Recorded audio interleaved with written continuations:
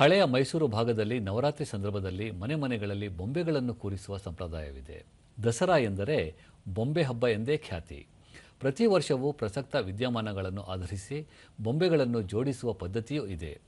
ಆನೇಕಲ್ನ ಕುಟುಂಬವೊಂದು operation ಸಿಂಧೂರ ವಿಷಯವನ್ನು ಆಧರಿಸಿ ಬೊಂಬೆ ಜೋಡಿಸಿದ್ದಾರೆ. ಈ ಕುರಿತು ಇಲ್ಲಿದೆ ಒಂದು ವಿಶೇಷ ವರದಿ.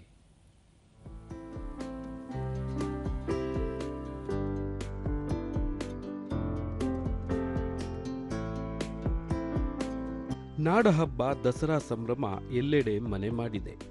ನವರಾತ್ರಿ ಸಂದರ್ಭದಲ್ಲಿ ಹಳೆ ಮೈಸೂರು ಭಾಗದಲ್ಲಿ ಮನೆ ಮನೆಗಳಲ್ಲಿ ಗೊಂಬೆ ಕೂರಿಸುವ ಸಂಪ್ರದಾಯವಿದೆ. ಅದರಲ್ಲೂ ಮಹಾರಾಜ ಮಹಾರಾಣಿ ಪಟ್ಟಾಭಿಷೇಕವನ್ನು ಬಿಂಬಿಸುವಂತೆ ಬೊಂಬೆಗಳನ್ನು ಕೂರಿಸಲಾಗುತ್ತದೆ. ಚಂದನದ ಗೊಂಬೆಗಳ ಈ ಪ್ರದರ್ಶನ ನವರಾತ್ರಿ ಸಂಭ್ರಮಕ್ಕೆ ಮೆರುಗು ನೀಡುತ್ತದೆ.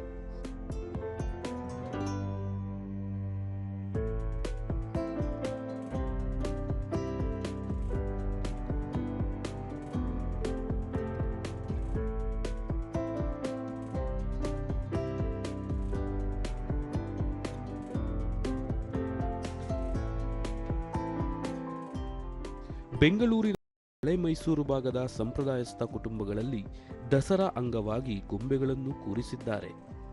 ಬನ್ನೇರುಘಟ್ಟ ಮುಖ್ಯ ರಸ್ತೆಯ ಕೊಟ್ಟಿಗೆರೆ ಬಳಿ ಮದನ್ ಮಂಜುಳಾ ದಂಪತಿ ಈ ಬಾರಿ ಆಪರೇಷನ್ ಸಿಂಧೂರ ವಿಷಯವನ್ನಾಧರಿಸಿ ಬೊಂಬೆ ಜೋಡಿಸಿರುವುದು ಎಲ್ಲರನ್ನೂ ಆಕರ್ಷಿಸುತ್ತಿದೆ.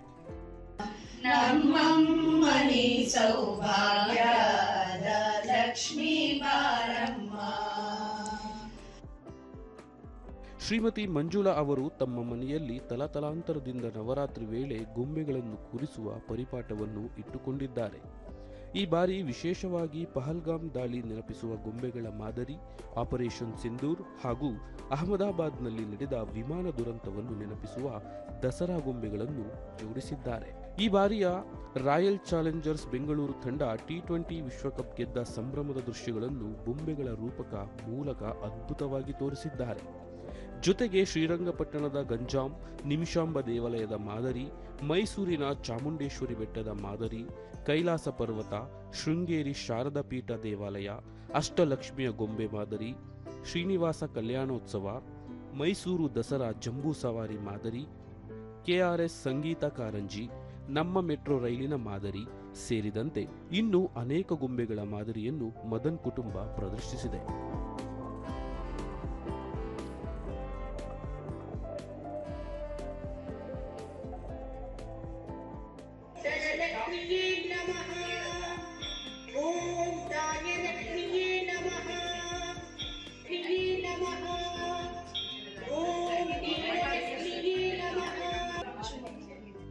ದೂರದರ್ಶನದೊಂದಿಗೆ ಮದನ್ ತಾವು ಮೂಲತಃ ಮಂಗಳೂರಿನವರಾಗಿದ್ದು ದಸರಾ ಗೊಂಬೆಗಳ ಬಗ್ಗೆ ಹೆಚ್ಚಿನ ಆಸಕ್ತಿ ಇರಲಿಲ್ಲ.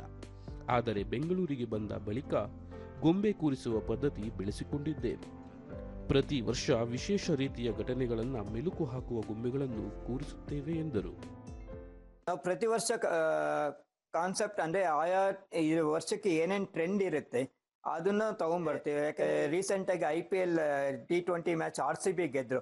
ಅದು ವಿಜಯೋತ್ಸವನ ತೋರಿಸಿ ಆ ವಿಜಯೋತ್ಸವದಲ್ಲಿ ಎಷ್ಟೋ ಜನ ಕಾಲು ತುಳಿತ ಸತ್ತೋದ್ರು. ಅದನ್ನ ಕೂಡ ನಾವು ತೋರ್ಸೋ ಪ್ರಯತ್ನ ಮಾಡಿ, ಅಂದ್ರೆ ಈ ವರ್ಷದಲ್ಲಿ ಏನ್ ನಡೆದಿರುತ್ತೆ ಅದನ್ನ ತೋರ್ಸೋ ಪ್ರಯತ್ನ ನಾವು ಮಾಡಿದ್ವಿ. ಮಂಜುಳಾ ಪ್ರತಿ ವರ್ಷ ಗೊಂಬೆ ಕೂರಿಸುತ್ತೇವೆ, ನೆರೆಹೊರೆಯವರು ತಮ್ಮ ಕೆಲಸಕ್ಕೆ ಬೆಂಬಲ ಕೊಡುತ್ತಾರೆ ಎಂದು ತಿಳಿಸಿದರು. ಈ ಬೊಂಬೆಗಳನ್ನ ನಾವು ಸುಮಾರು 1 ತಿಂಗಳು ತಗೊಳ್ತೀವಿ ಎಲ್ಲ ಅರೇಂಜ್ ಮಾಡಿ ಇಡೋದಿಕ್ಕೆ. ಆಮೇಲೆ ಅದೇ ತರ ನಾವು ಅದನ್ನ ಎತ್ತಿಡೋದಕ್ಕೂ ನಮ್ಗೆ ತುಂಬಾ ಕಷ್ಟ ಆಗತ್ತೆ. ಒಂದೊಂದು ಬೊಂಬೆನೂ ನಾವು ಒಂದೊಂದು ಪೇಪರಲ್ಲಿ ರ್ಯಾಪ್ ಮಾಡಿಬಿಟ್ಟು ಕರೆಕ್ಟಾಗಿ ಒಂದು ಬಾಕ್ಸಲ್ಲಿ ಹಾಕಿ ಅದು ಲೇಬಲ್ ಮಾಡ್ತೀವಿ. ಅದರಿಂದ ಪ್ರತಿಯೊಂದು ನಾವು ಒಂದು ಬುಕ್ ಮೇಂಟೈನ್ ಮಾಡಿದೀವಿ. ಅದರಲ್ಲಿ ನಾವು ಕರೆಕ್ಟಾಗಿ ಎಲ್ಲ ಲೇಬಲ್ ಮಾಡಿಬಿಟ್ಟು ಒಂದೊಂದು ಬಾಕ್ಸಲ್ಲಿ ಏನೇನಿದೆ ಅಂದ್ಬಿಟ್ಟು ಇಡ್ತೀವಿ. ಸ್ಥಳೀಯರಾದ ಪ್ರಮೋದ್ ಗೊಂಬೆಗಳನ್ನು ಕೂರಿಸುವುದು ಸವಾಲಿನ ಕೆಲಸ. ಮದನ್ ದಂಪತಿ ಆ ಕೆಲಸವನ್ನು ಅಚ್ಚುಕಟ್ಟಾಗಿ ಮಾಡಿಕೊಂಡು ಬಂದಿರುವುದು ನಿಜಕ್ಕೂ ಅಭಿನಂದನಾರ್ಹ ಎಂದರು.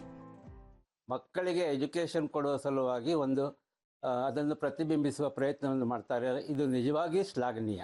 ಈ ಸೈನ್ಸ್ ಪ್ರದರ್ಶನಗಳನ್ನು ಮಾಡಿದಾರಲ್ವಾ, ಇದನ್ನೆಲ್ಲ ನೋಡಿ ನೀವು ಕಲಿತು ನಿಮಗೂ ಒಂದು ಧೈರ್ಯ ಸ್ಫೂರ್ತಿ ಬಂದು ನಿಮ್ಮ ಮನೆಗಳಲ್ಲೂ ಮಾಡಿ. ಒಟ್ಟಿನಲ್ಲಿ ಮದನ್ ದಂಪತಿ ತಮ್ಮ ಮನೆಯಲ್ಲಿ ದಸರಾ ಗೊಂಬೆಗಳ ಮೂಲಕ ಪೌರಾಣಿಕ ಕಥೆಗಳನ್ನು ಮಕ್ಕಳಿಗೆ ಸರಳವಾಗಿ ತಿಳಿಸಿಕೊಡುವ ಕೆಲಸ ಮಾಡುತ್ತಿದ್ದಾರೆ.